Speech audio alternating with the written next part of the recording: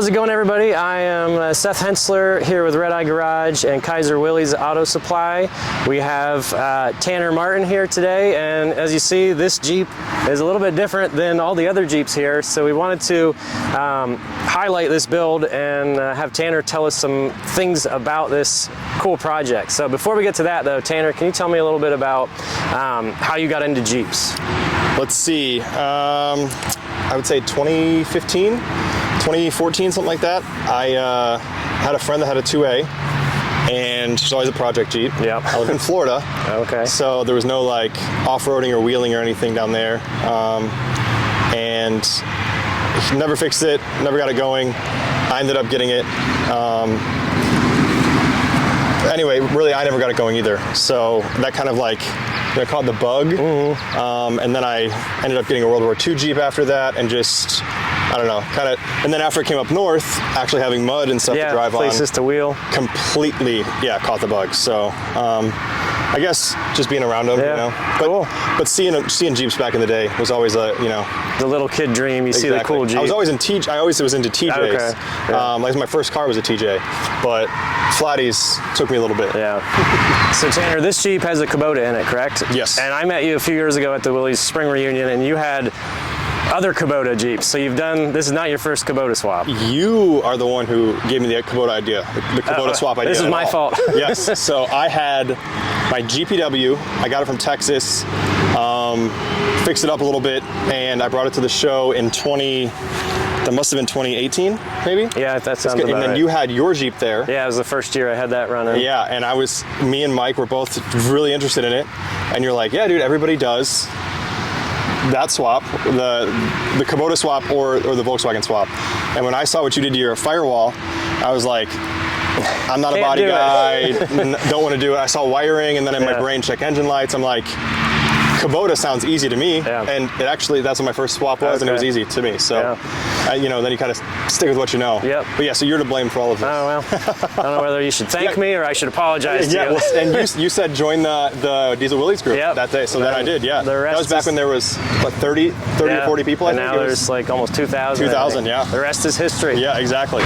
Okay, so this has the Kubota in it, but we look back a little farther, and that's not the most unique thing about it. So I personally have I've seen pictures of things like this, but never seen one in real life. So obviously this is a 6x6 conversion.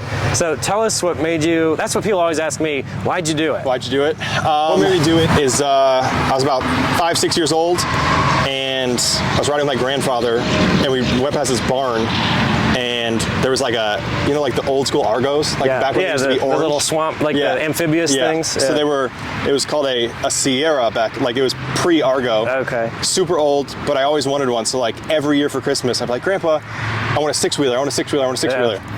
And I didn't know how impractical they were. And when I was like 14 and able to like work and make money, I traded my way up to a six-wheeler. It was terrible. Ran it through a garage door. Oh boy. But that kind of gave me like the six-wheel drive bug of like anything six wheels is cool. The more wheels that drive, the better. Yep. And then I got into World War II Jeeps, saw the MT Tug, and I tried as hard as I could to find an MT Tug, but there's only a couple in the country and a couple in the world. Yeah. And I saw a guy, Ted Jordan, had one that looked good, and I've always wanted to make one six-wheel drive like for years, but I could just never figure out how to do it. And that kind of just shot me down a rabbit hole of 2 years of figuring it out. Now here it is in the flesh. And now here it is, Cool. So this is where the magic happens. The question we're all wondering is, so you have the Kubota, then you have what, a T98 4-speed? T98A, yeah. And then it gets a little confusing. So the transfer case, drive setup, tell us about that. So I kind of, I guess, played with a lot of ideas. I was thinking about doing an M151 Mutt axle, like independent suspension. Okay. I was thinking about doing an SCS gearbox. They're out of Sandusky, and found an old video of one of kind of how they made it work. And then I just kind of like did a bunch of deep digging, found a guy that had some math on how to make one work, and got with Bob Christie, and we kind of just like smacked our heads together, figured maybe something would work. Yeah. and then tried to find a machinist, which you have some machining background. A little bit. I do not. So I found a machinist in Aurora, my local hometown, and brought it to him, and I said, hey, listen, I need to add an extra shift fork here. I need to add an extra shift rod here.